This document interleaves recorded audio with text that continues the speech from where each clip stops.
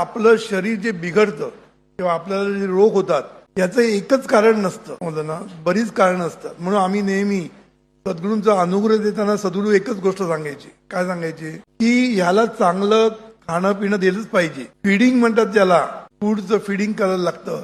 अन्न पाणी आपल्याला घ्यायला लागतं, ते व्यवस्थित घेतलंच पाहिजे. म्हणून त्याने घेतलं, ते सगळं आपण केलं.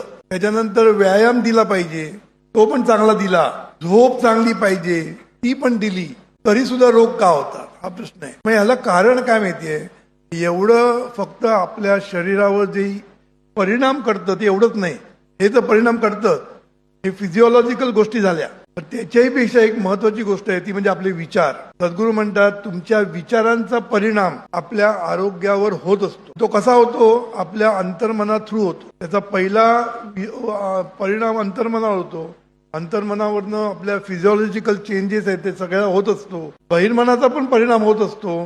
म्हणून आपण म्हणतो की ब्रिदिंग घेतलं, आपण माणूस चिडला की ब्रिदिंग वाढतं, शांत झालं की ब्रिदिंग शांत होतं, किंवा ब्रिदिंग कंट्रोल केलं तर आपलं मन शांत होतं.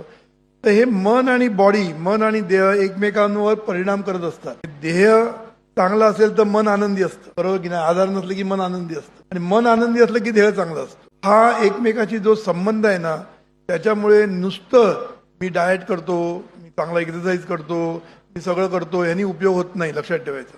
त्याच्याही पुढे जाऊन आपले विचार काम करत असतात. कळलं ना? विचारांचा आपल्या आरोग्यावर खूप मोठा परिणाम होत असतो.